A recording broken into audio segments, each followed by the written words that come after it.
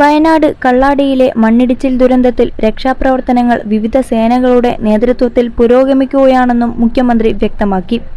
ദുരന്തത്തിന്റെ പശ്ചാത്തലത്തിൽ സംസ്ഥാന ദുരന്ത നിവാരണ അതോറിറ്റിയിലെത്തി സ്ഥിതിഗതികൾ വിലയിരുത്തിയതിനു ശേഷം മാധ്യമപ്രവർത്തകരോട് സംസാരിക്കുകയായിരുന്നു അദ്ദേഹം.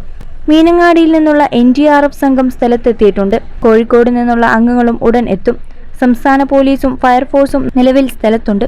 തൃശൂരിൽ നിന്നുള്ള ഡിഫൻസ് സെക്യൂരിറ്റി ഫോഴ്സിനെയും സജ്ജമാക്കിയിട്ടുണ്ട്. മണ്ണ് നീക്കം ചെയ്യുന്നതിനായി 8 എക്സ്കവേറ്ററുകൾ സ്ഥലത്ത് വിന്യസിച്ചിട്ടുള്ളതിനാൽ ഉപകരണങ്ങളുടെയോ സേനയുടെയോ അഭാവം ഉണ്ടാകില്ലെന്ന് മുഖ്യമന്ത്രി പറഞ്ഞു. അപകട സ്ഥലത്തെ മണ്ണ് നീക്കം ചെയ്യാൻ ജില്ലാ കളക്ടറും ഡിസാസ്റ്റർ മാനേജ്മെന്റ് അതോറിറ്റിയും നേരത്തെ ഉത്തരവിറക്കിയിരുന്നു.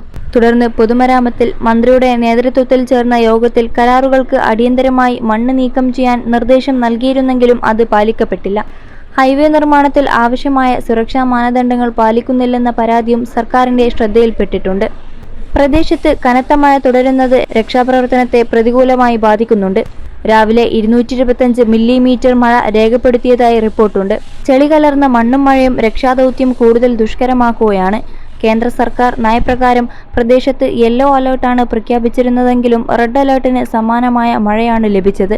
ദുരന്ത സ്ഥലത്തെത്തി രക്ഷാപ്രവർത്തനങ്ങൾ ഏകോപിപ്പിക്കുന്നതിനായി റവന്യൂ മന്ത്രി AP അനിൽകുമാറിനെയും കൃഷിമന്ത്രി T സിദ്ദീഖിനെയും നിയോഗിച്ചിട്ടുണ്ട്. മുഖ്യമന്ത്രിയുടെ ഓഫീസ്, ചീഫ് സെക്രട്ടറിയുടെ ഓഫീസ്, ഡിസാസ്റ്റർ മാനേജ്മെന്റ് അതോറിറ്റി എന്നിവരുടെ നേതൃത്വത്തിൽ രക്ഷാപ്രവർത്തനങ്ങളും തുടർ നടപടികളും ഏകോപിപ്പിച്ചു വരികയാണെന്നും മുഖ്യമന്ത്രി പറഞ്ഞു.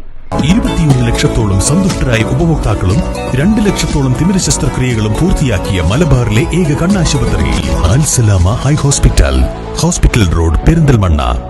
Chief secretary Biswanath Sinha, disaster management commissioner H Dineshan, revenue disaster management വകുപ്പ് special secretary K Jeevan Babu, ദുരന്ത നിവാരണ authority member secretary Shekhar Kuriakose തുടങ്ങിയവരുമായുള്ള അടിയന്തര യോഗത്തിന് ശേഷമായിരുന്നു മുഖ്യമന്ത്രിയുടെ പ്രതികരണം.